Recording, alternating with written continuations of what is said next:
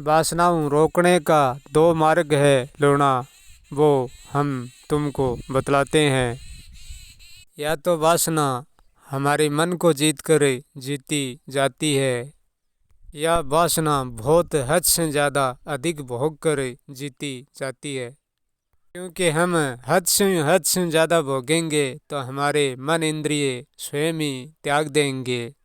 परंतु इनका कारण ये है लूणा कि लाखों आदमियों में यानी कोई 10 आदमी बहुत भोग कर वासनाओं को त्यागते हैं, बाकी त्यागते नहीं हैं, शरीर से रोगी होकर मर जाते हैं।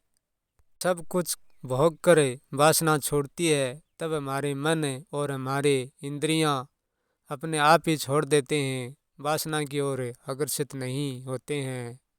भोगे हमारी वासनाओं को हम रोकना चाहते हैं तो वो हमारे से ही संभव होगा। हमें मन को समझना पड़ेगा, फिर हमको इंद्रियों को समझना पड़ेगा। तब हम मन के द्वारा अपनी वासनाओं को कंट्रोल कर सकते हैं। जब हमारी इंद्रियां वासनाओं की ओर मन को जगाती है, तब वहाँ पर हमको मन को रोकना पड़ेगा। हमें समझना पड़ेगा कि हमारी इंद्रियां मन को कहाँ की ओर इशारा करती है। हमारे मन के उड़ते हुए वेग को हमें रोकना पड़ेगा। परंतु मन इंद्रियां बहुत अति प्रबल है, रोकना कोई सहज कार्य नहीं है। तब से ये वासना आसानी से नहीं रुकती है। वासना हमारे गहरे ध्यान में उतरने से ही शांत हो सकती है, तो ये वासना रुकने का नाम ही नहीं लेती है।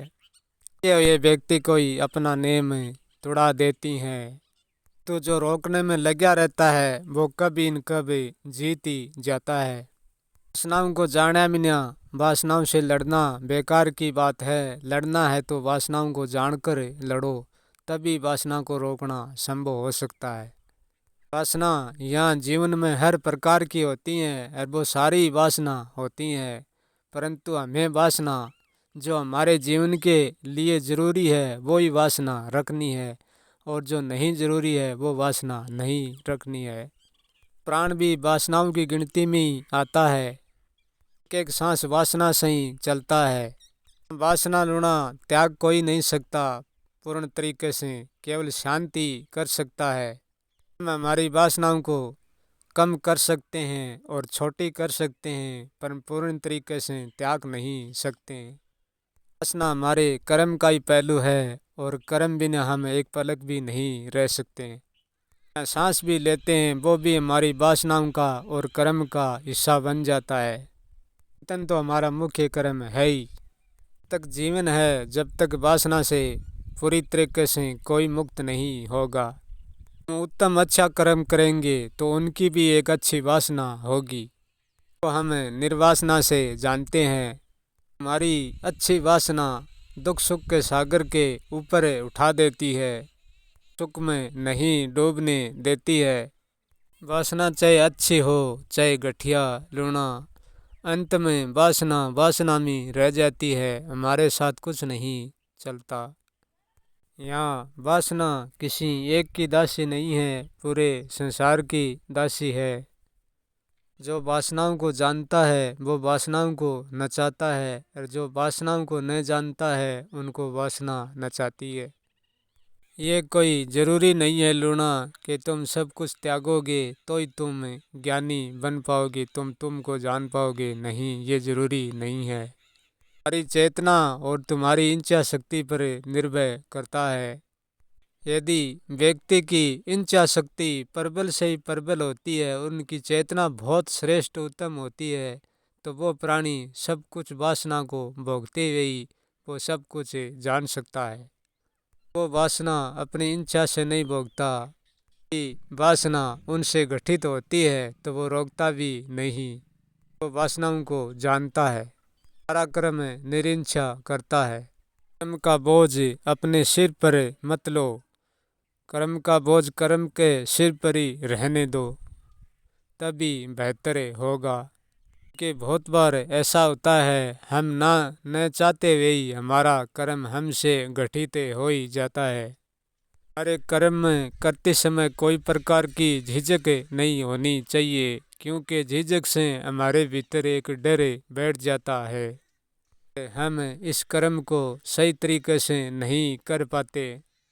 कर्म करना है वो पहले सोच समझ की और दिल खोल कर करना है। सोचे कर्म करना आँख में पग झोंकने जैसा ही है, परिणाम ही बिन सोचे जैसा ही आता है। हर पल हर क्षण रोना, जागरूक रहो और जागरूक होगी कर्म करो। कोई कर्म बांध नहीं सकता।